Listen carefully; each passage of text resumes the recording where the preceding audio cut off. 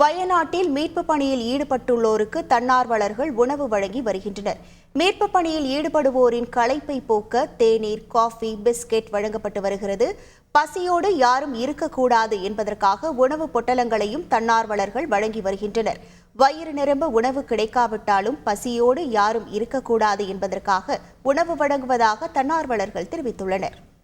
വയനാട് ഇവിടെ തൊട്ടടുത്തുള്ള ഒരു 10 കിലോമീറ്റർ അപ്പുറത്ത് വരുന്നതാണ്.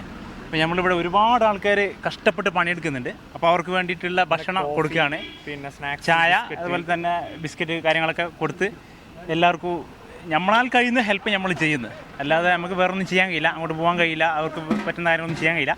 അപ്പോൾ ഇങ്ങനെ ഒരു കാര്യം ചെയ്തിട്ട് അവർക്ക് സന്തോഷം കിട്ടുകയാണെങ്കിൽ ഇത്രയും നല്ലതല്ലേ, അതുകൊണ്ട് അത് ചെയ്തതാണ്. எங்களுக்கு பேர்சனலாக தமிழ்நாடு மக்களுக்கு ஒரு தேங்க்ஸ் சொல்லணும்.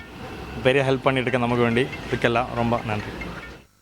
வயநாட்டில் மீட்பு பணியின் போது மீட்பு படை வீரர்கள் சாப்பிட்ட பின் குடிநீர் பாட்டில்கள், உணவு பொட்டலங்களை அகற்றும் பணியில் தன்னார்வலர்கள் ஈடுபட்டுள்ளனர்.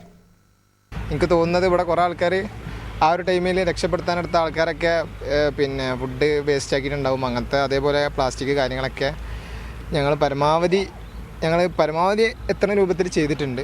ഞങ്ങളെ കൊണ്ട് ചെയ്യണ പരമാവധി അത്രേ ചെയ്തിട്ടുള്ളൂ. ഞങ്ങൾക്ക് അതിലേറെ ചെയ്യണമെന്നുണ്ട്. പക്ഷേ ഞങ്ങളുടെ ഉദ്ദേശിച്ച കവറും കാര്യങ്ങളും അതേപോലെ ഇതിൻ്റെ ടൈമൊക്കെ കഴിയാനായതുകൊണ്ട് ഞങ്ങൾ നിർത്തിയുണ്ട്. പ്ലാസ്റ്റിക് കവറുകൾ, അതേപോലെ തന്നെ ഭക്ഷണ മാലിന്യങ്ങൾ ഇതെല്ലാം ശേഖരിച്ചുകൊണ്ട് പോവുക. അത് കഴിഞ്ഞിട്ട് നമ്മൾ നമ്മുടെ ഗോഡൗണിൽ കൊണ്ടുപോയിട്ട് അത് തരംതിരിച്ച് അത് വേണ്ട രീതിയിൽ റേറ്റ് ചെയ്യാനുള്ളതാണ് ഇപ്പോൾ ചെയ്യുന്നത്. അതുപോലെ നമ്മൾ ഏകദേശം ഒരു 50 പേരടങ്ങുന്ന ടീമാണ് നമ്മളിവിടേക്ക് വന്നേക്കുന്നത്. ഇപ്പോൾ നമ്മൾ ഈ ഒരു ഭാഗം മുതൽ ഇവിടെ ഈ ടൗൺ മുതൽ നമ്മൾ മേലെ ഭാഗം വരെ നമുക്ക് മാക്സിമം കവർ ചെയ്യാൻ പറ്റുന്ന രീതിയിൽ നമ്മൾ കവർ ചെയ്തിട്ടുണ്ട്.